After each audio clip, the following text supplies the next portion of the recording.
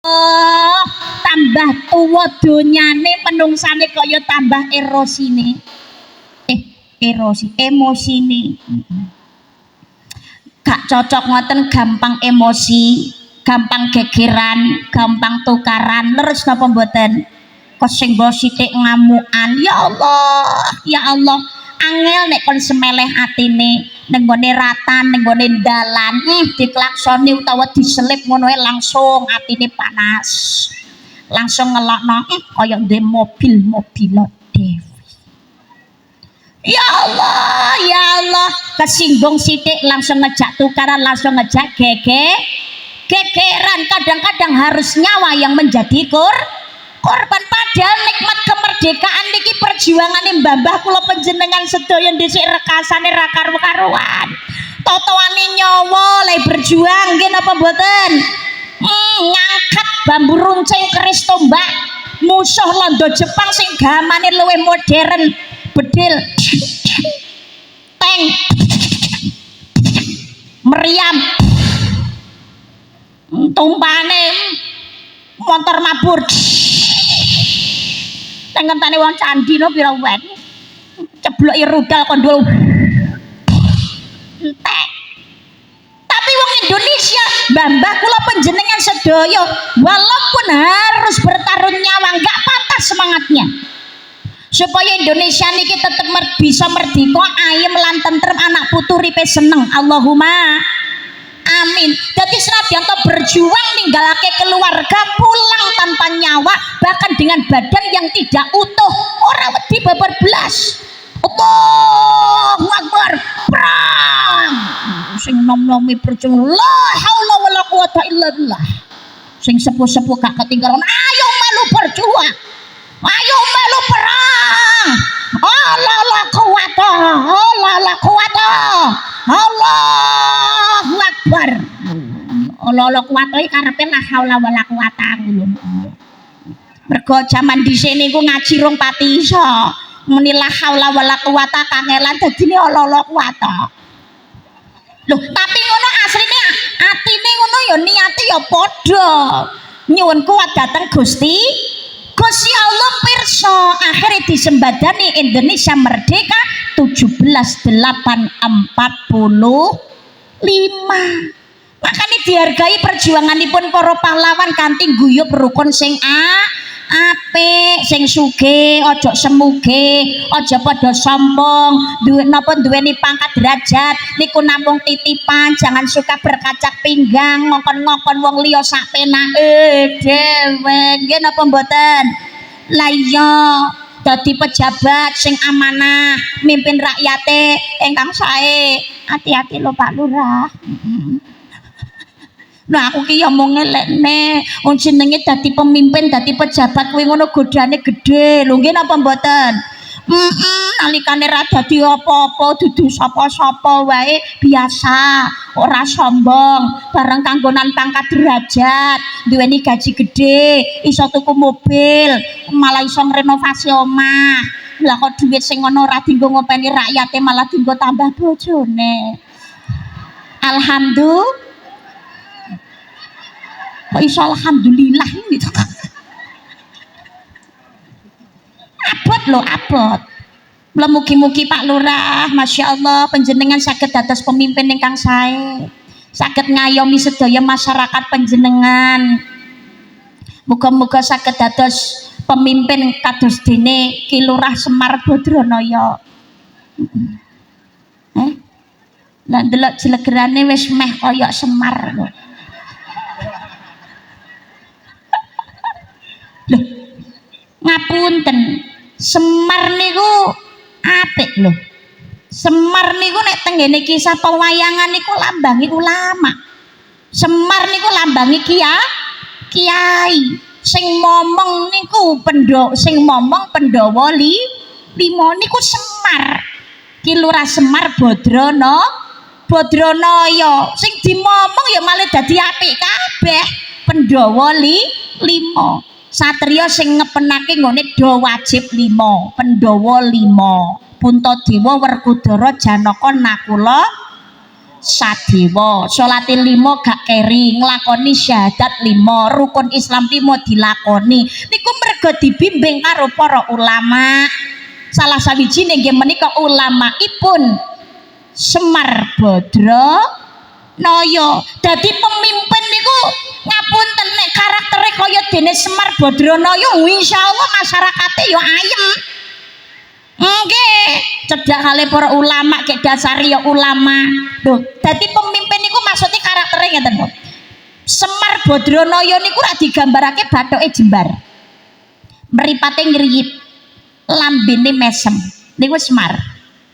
Tangane sing tengen drijine siji ndulit maju papat mara ning awake dhewe tapi tangan kiwane niki gegem.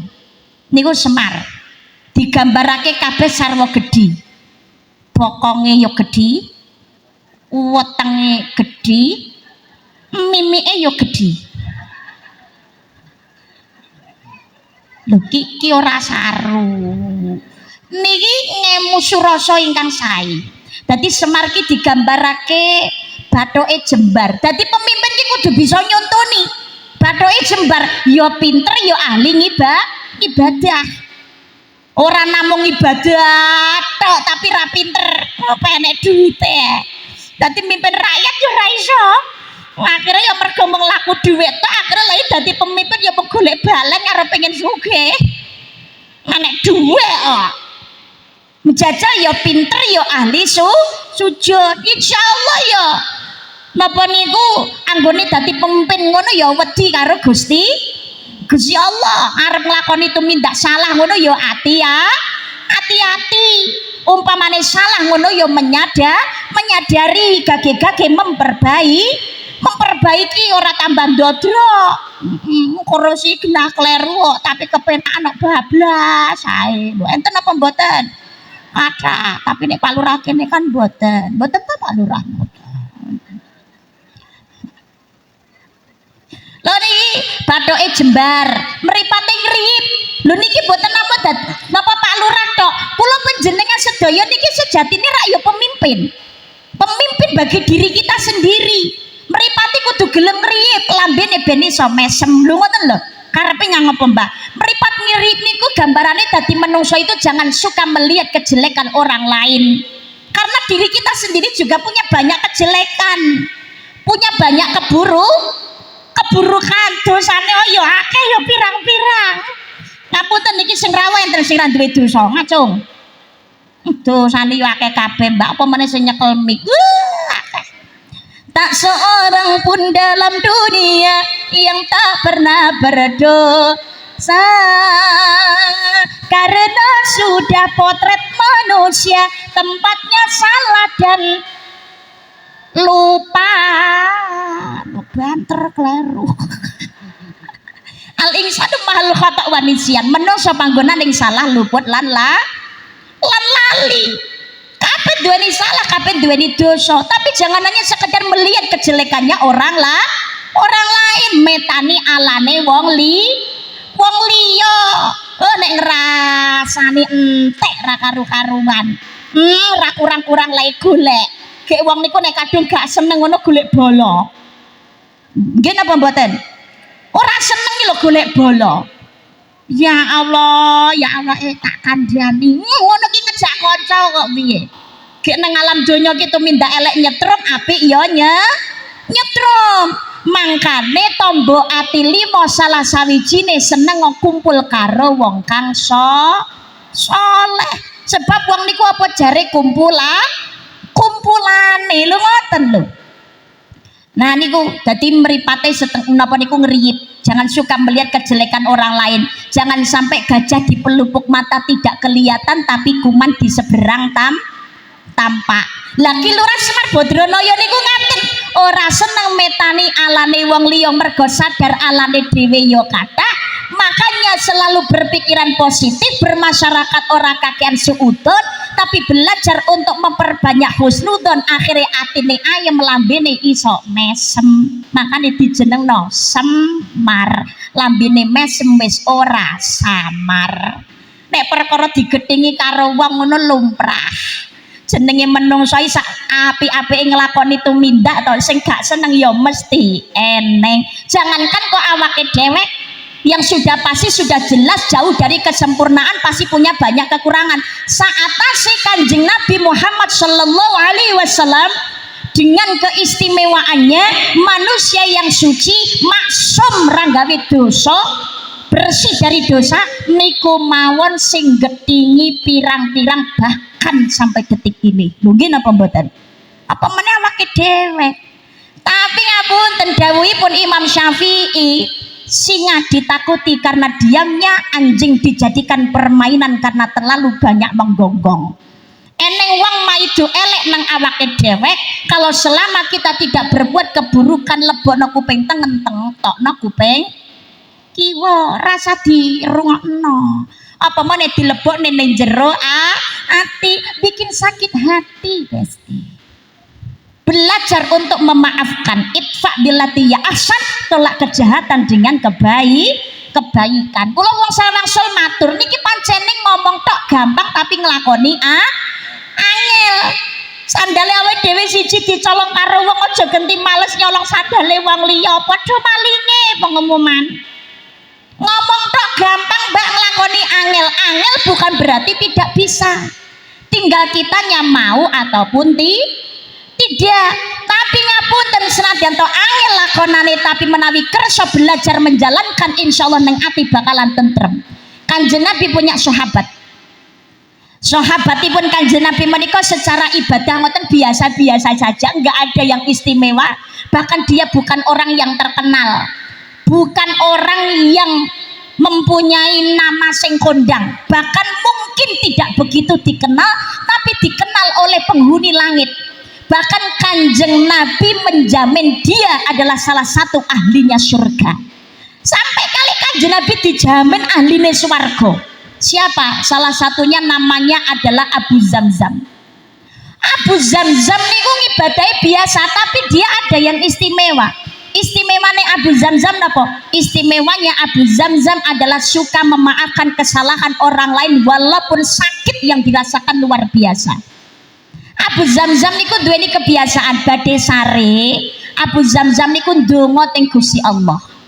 Ya Allah, aku mohon kepadamu ya Rabb, ampunilah semua kesalahan orang-orang yang sudah menyakitiku hari ini. Karena demi Allah aku sudah memaafkan kesalahan orang-orang yang sudah menyakitiku hari ini.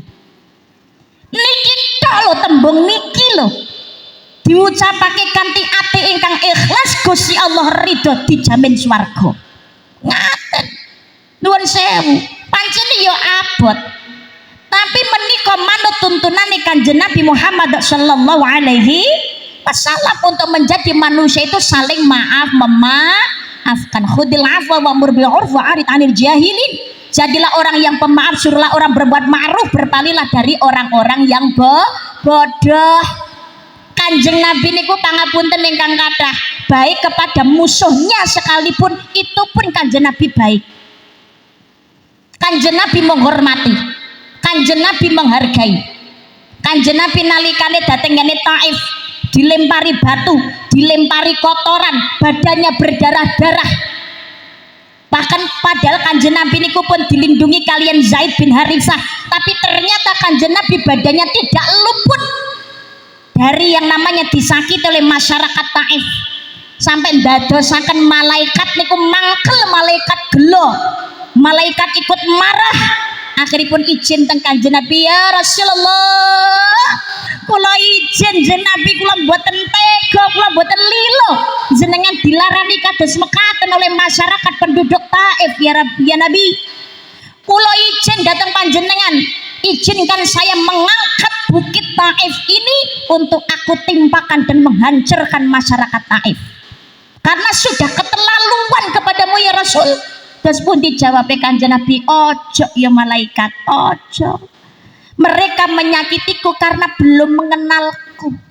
Seandainya mereka sudah mengenalku dengan baik, maka mereka pasti akan mencintaiku. Loh niki, suatu saat di Taif ini akan lahir seorang ulama ulama besar. Lho, aja mbok jur kene taib, aja mbok jur. Insyaallah menungso iso berubah. Pancen urung kenal karo aku, urung kejamah karo agama sing apik, sik melu agamane nenek moyang. Aja, ya aja. Sabar malaikat, sabar. Wong aku wae ora apa-apa kok kowe sing ngamuk. Aku enggak apa-apa. Iki akhlak Kanjeng Nabi. Bahkan nalikane terjadi peperangan, Kanjeng Nabi itu tidak pernah membiarkan setetes darahnya jatuh ke bumi. Ditadai piyambak kali astane Kanjeng Nabi. Loh, tenapa ngados ngaten niku, Mbak? Sahabat niku sampai bingung, Jeng Rasul, jenengan itu darahnya kenapa penjenengan tadai piyambak? Jatuhkan saja ke bumi. Lu penjenengan ngeten-ngeten rak yo ribet piyambak to Kanjeng Nabi. Terus pun dijawabane Kanjeng Nabi, karena begini malaikat, setetes darahku jatuh ke bumi akan mendatangkan azabnya Allah Subhanahu wa taala bagi manusia yang lain. Lah akhirnya mireng niki para sahabat malah tambah seneng to ya. Nek ngaten Kanjeng Nabi, jatuhkan saja darahmu ke bumi dan minta kepada Allah untuk membinasakan semua musuh-musuh kita. Terus pun dijawabane Kanjeng Nabi, wahai sahabat, aku diutus oleh Allah bukan untuk melaknat manusia, apalagi untuk menghancurkan manusia yang lainnya, tapi aku diutus oleh Allah untuk menebarkan cinta dan kasih sayang. Lho niki lho, wong niku nek gelem semeleh atine, gelem ikhlas, gelem sabar, dadi paringi nikmat sugih ya ora sombong, dadi wong ora duwe, ora cilik ati, tetetan sangguyup rukun sing apik, belajar untuk saling memaafkan walaupun berat. Insyaallah dadosaken ati niku tambah tentrem, tambah ayem. Allahumma muga-muga sing rawuh sedaya diparingi sabare sing akeh. Muga-muga diparingi nikmat kesaenan dunya ngantos mugi ning akhirat. Amin Allahumma amin ya rabbal. Dadi wong niku jangan suka merendahkan orang lain, nggih napa mboten? Wah, dhuwur pangkat derajat to, alah-alah kuwasa digdaya kaya apa. Nek Gusti Allah katene ngentekno semudah membalikkan telapak tangan. Duwite lah nglumpukne ra karo-karuan tapi lewat cara sing ora genah. Delik-delikan kaya apa wae carane, tapi sekalinya yang namanya tupai melompat wae ceblok ya bangga ceblok. Sugih kaya apa wae jarene kayane ra bakalan entek 7 turunan, tapi nek Gusti Allah ngersane melarat entek ya entek kabeh.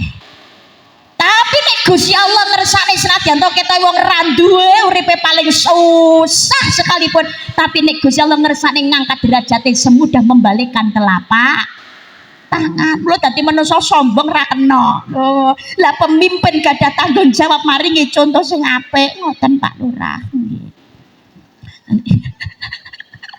Dadi drijine siji ndulit maju, papat mara ning awake dhewe. Nggih Pak Lurah nggih karisma nggih sedaya kemawon. Lah mengke tangane sing kiwa niki gegem, dadi pemimpin harus bisa menjaga rahasia. Kita ini kudu bisa jaga rahasia, baik rahasianya keluarga, rahasianya orang lain nek dicurhati, apalagi rahasianya negara. Ojo sampai bocor rahasiane negarane dhewe dibocor-bocorke. Yu tak omongi. Ngerti ora aku rabi suwe ra meteng-meteng. Lah wong bojoku ki ora pati. Lah kira ya urusan rumah tangga to ya, lah kok malah dibocori ning ngene wong liya kene ra wong ki. Kudu bisa jaga rahasia, ra iso jaga rahasia ya dadi bubrah to. Perusahaan kok ana pengkhianat. Lho proposal kok didudingne ning ngene perusahaan liya, ya bangkrut to dadine. Nggih napa mboten? Nggih, makanya harus bisa menjaga rahasia. Lah digambarake Semar niku wetenge gedhi, pokonge ya gedhi, mimike ya gedhi. Dadi pemimpin niku kudu ing ngarsa sung tulodo, ing madya manggon karsa tutwuri. Di depan mampu memberikan contoh teladan yang baik dan benar, di tengah-tengah umatnya mampu memberikan cinta dan kasih sayang. di belakang mampu memberikan bimbingan, bombongan dan juga dorongan. Mimike gede tegese dadi pemimpin kudu bisa ngayemi lan hanganyepi. Muga-muga Pak Lurah kados mekaten dadosaken candi ayem lan tentrem baldatun thayyibatun wa rabbun ghafur. Amin Allahumma. Amin Allahumma. Makanya sing rukun kaya dene driji limoni lho, driji limoni beda bentuke, beda cilik gedine, beda ndek dhuwure, tapi ra tau iren, ra tau geger. Malah saling melengkapi. Jempolan ibarat penguasa, jari telunjuk ibarat pengusaha, jari tengah ibaratnya alim ulama abdi cendekiawan, jari kelingking manis ibaratnya wanita pemuda laki-laki, jari kelingking ibaratnya wanita. Sedoyo nek gelem guyub rukun insyaallah ayem tentrem. Maka ukhuwah insaniyah dijogo, ukhuwah watoniyah yang merebut kemerdekaan Indonesia dari tangan penjajah sendiri berjuang bukan hanya wong Islam tok, bukan hanya wong Jawa tok, tapi semua suku, semua agama, semua ras dulu bersatu padu merebut kemerdekaan dari tangan penjajah. Maka semuanya berhak hidup aman, nyaman, damai di Indonesia, bermasyarakat, hidup berdampingan, bermuamalah yang baik, kerjasama yang baik, gotong royong sing apik, toleransi, perkara urusan ibadah, lakum dinukum waliyadin. Jangan suka saling mengganggu atau memaksakan keyakinan kita kepada orang lain. Ini toleransi. Insya Allah bunga tentrem atine. Allahumma. Tangane rukun penting. Lah monggo khususnya kangge wong Islam kagem mensyukuri nikmat kemerdekaan atas berkat rahmatnya Indonesia merdeka, bebas dari penjajahan dan penindasan. Kita syukuri rahmat ilahi dengan bersatu membangun RI ini ben tentrem, ben ayam tinebiakan saking balak musibah, dibangun hubungan yang baik. Hablum minanasnya guyub rukun, ojo iren-irenan, ojo tukaran, ojo gegeran. Apalagi hablum minallah, ngibadahi dikencengi sesuai dengan keyakinannya masing-masing. Nek wong Islam sholat ojo nganti dilalekake, ojo kerja nyambut gawe tok salate wegah. Gelem nopo rezeki pengen uripe penak ra duweni masalah, salat moh enten apa mboten? Wong ya teko alhamdulillah. Lho gelem teko ngaji iki alhamdulillah. Lah ora mon jaman saniki mikir donya tok lali ibadah. Lho donya ki ya penting ya Mbak. Lho donya ki ya penting, sing ngomong donya gak penting sapa? Kanjeng Nabi ngemutaken i'mal lid dunya ka'annaka ta'ishu abada wa amal li akhirati ka'annaka tamutu gada. Bekerja untuk dunia seakan-akan kau hidup selamanya, beramal untuk akhiratmu seakan-akan esok hari engkau tiada. Nyambut gawe yo sira kaya-kaya urip selawase, ngamal sira kaya-kaya mengko bakal mati. Nyambut gawe penting. Wong kita ini dengan dunia iso sedekah, iso mulyakne wong tuwa, iso nyenengake keluarga, iso bangun masjid, iso bangun gereja. Lho nggih napa mboten? Nggih, ya mergo donya. Tapi oleh golek donya aja ninggal ibadah. Lah ora wong jaman saiki jak ibadah susah kok. Nek dijak apik genti maido.